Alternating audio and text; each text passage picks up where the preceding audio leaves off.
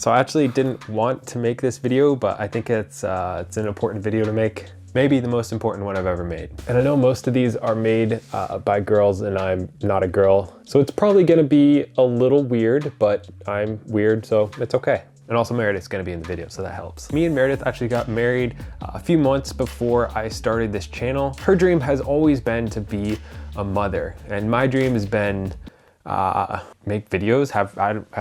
I still don't know what my dream is. So in March of 2020, we decided it was time to start trying to start a family. We had gotten a couple properties. It was kind of like we're at that point in our lives where we were financially secure enough to kind of start this process. After about a year of trying, we finally did get pregnant. We were super excited about this. At around the 12-week checkup, we found out the baby had something called trisomy 13. Pretty much, they didn't expect him to live that long if he did end up even making it to being born. So that was obviously pretty rough to hear, but we're like, you know what, even if we got to enjoy him for, you know, a year or two, that's still something that we wanted to do. So at the 15-week checkup of our son, Michael, he had passed a couple days before.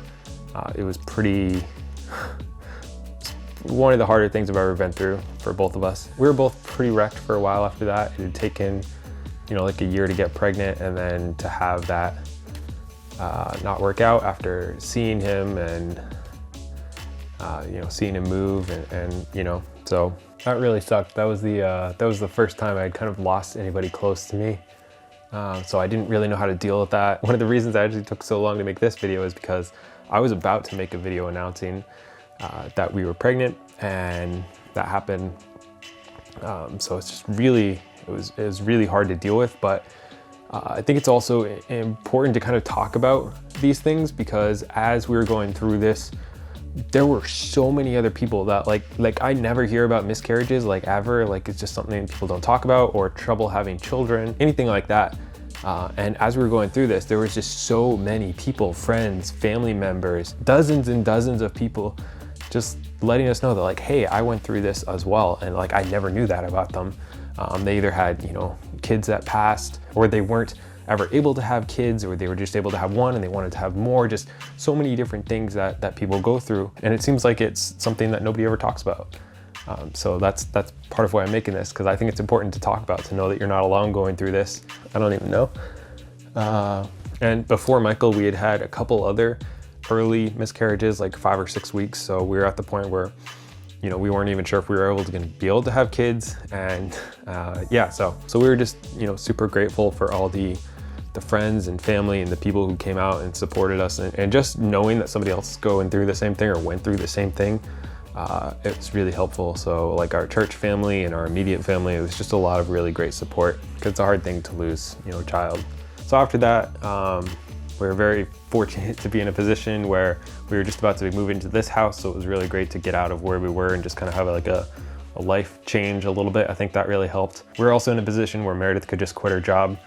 So she kind of just stopped working to kind of get rid of some of that stress in her life, and is now able to be just home. So really grateful for all the financial stuff we had done before that kind of let that be a possibility. Meredith is inside dropping off her stuff. She has officially quit. How does it feel? Good. I feel relieved to be done. Good. And super grateful that I'm able to do this and just be home and you know, take some time off when I need to. So that was really helpful as well. So after it taking a year to get pregnant the first time, we had kind of just decided to kind of see what happened. We didn't think we'd get pregnant for, you know, maybe another year. We thought about just taking a break and, you know, taking a year and going traveling or something like that. But we decided to kind of just keep trying and see what happens. And we were really fortunate. We found out in August that we are pregnant again. We're about 8 months pregnant right now, so we're getting close. Like, we know that the baby's coming and that we have less than 2 months till the baby's here, but I'm not sure if either of us have actually like come to terms with the fact that we're about to have a baby. Yeah, like we obviously are kind of ready. We just had the baby shower, but it's still, yeah, it's still hard to get as attached and excited as I feel I should be.